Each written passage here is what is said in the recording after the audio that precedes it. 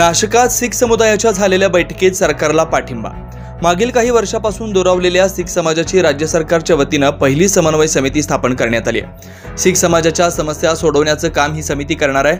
याबाबत नुकतीच नाशिक शहरातील सेलिब्रेशन लॉन्स येथे राज्य सरकारचे प्रतिनिधी रामेश्वर नाईक यांच्या उपस्थितीत बैठक पार पडली आहे। मागील 75 वर्षांनंतर माजी उपमुख्यमंत्री देवेंद्र फडणवीस यांनी शीख समाजासाठी समन्वय समिती तयार केली।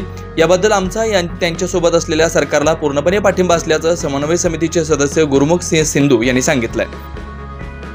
आजची झालेली बैठकमध्ये माननीय आमचे रामेश्वरजी नाईक यांनी वेळ काढला आमच्याकरता।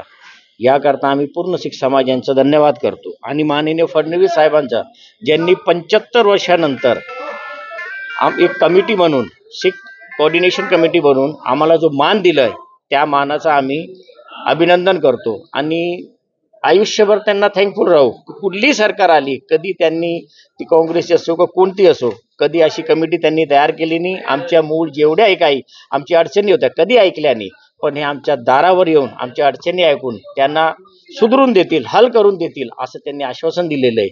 आम्ही ते हेच म्हणू की वाहेगुरु यांना पूर्ण अशी तरक्की द्यावा का प्रत्येक गरीबाचा यांनी एकदम मनापासून कुठल्याही अडचणीचं काम हल करायला पाहिजे। आणि आम्ही पूर्ण शीख समाज, नाशिकची पूर्ण कमिटी, पूर्ण महाराष्ट्राची कमिटी, जेवढे आम्ही शीख समाज आहे आयुष्यभर यांना पाठिंबा देऊ, यांच्याबरोबर चालू आणि आमचे कुठल्याही अडचणी असतील त्यांच्या दारामोर यांच्या समोर ठेवू आणि यांनी आम्हाला असं एक आश्वासन दिलेलं आहे की प्रत्येक अडचणी हे आमच्या दूर करतील। कुठल्याही प्रकारचा आम्हाला आर्थिक किंवा आमची जी शिकलीगर समाज आहे त्यांचं काही राहण्याची जी व्यवस्था आहे, त्यांचं जे जीवनशैली आहे, त्यांना सरकारकडून कुठलं ते आपल्या स्कीममध्ये हे करू शकता, मदत करू शकता, ते पूर्णपणे करतील। याबाबत आम्ही धन्यवाद करतो आणि मुंबईहून आलेले आमची पूर्ण कोऑर्डिनेशन टीम जसपाल सिंग, आमचे मलकी सिंगबल आणि रामेश्वरजी यांचा आम्ही धन्यवाद करतो। या समन्वय समितीत 11 सदस्यांची निवड करण्यात आली आहे। इतिहासातील पहिल्या अशा शीख समुदायाच्या जिल्हाभरात बैठका सुरू आहेत। आगामी काळातील महानगरपालिका, जिल्हा परिषद निवडणुकांमध्ये शीख समुदायाच्या समितीचा सरकारला नक्कीच फायदा होणार असल्याचं सांगण्यात आलंय।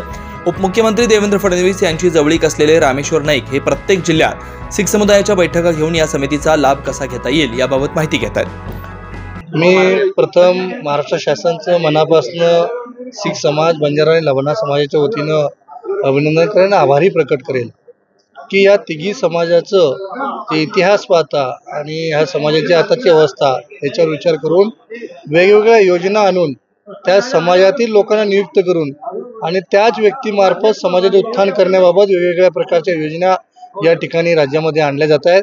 आणि आता त्या आम्ही जिल्हाशाह, विभागाशाह जे अशासकीय सदस्य, जे मेंबर्स आहे ते त्या ठिकाणी जात आहेत आणि समाजाला ते सर्व माहिती सांगतात की आपल्याला हे योजनांचा फायदा कसा होईल आणि मुख्य प्रवाहामध्ये या समाजाला कसं आणता येईल आणि जे गतवैभव जे 1600 शतकातलं होतं ते पुन्हा कसं मिळता येईल यासाठी ज्या योजना आपण या महाराष्ट्र शासनाच्या वतीनं आणल्या आहेत आणि त्याचा प्रतिसाद आता समाजामध्ये मिळत आहे।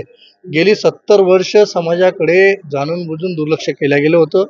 पहिल्यांदा असं होतंय की हा समाज देश आणि धर्मासाठी बलिदान देणारा समाज आहे, मग तो बंजारा असेल, लबाना असेल, शीख असेल, सिकलकरी असेल। आणि आज त्या समाजाला मुख्य प्रवाहात आणण्याचं काम खरं तर ह्या महायुती सरकारने केले। त्या महायुती सरकारचं मनापासून विशेषतः माननीय देवेंद्रजींचं आणि बाबा हरनाम सिंगचं या तिघी समाजाच्या वतीने आम्ही खूप खूप आभार व्यक्त करतो। यावेळी मनमाड येथील गुरुद्वाराचे बाबा रणजित सिंह, शीख समिती सदस्य गुरमुख सिंह संधू, शमशेर सिंह गिल, कुलविंदर सिंह गुजराल, इंद्रपाल सिंह चड्डा यासह विविध पदाधिकारी शीख समुदाय मोठ्या संख्येने उपस्थित होते। 9 न्यूज महाराष्ट्र ब्युरो।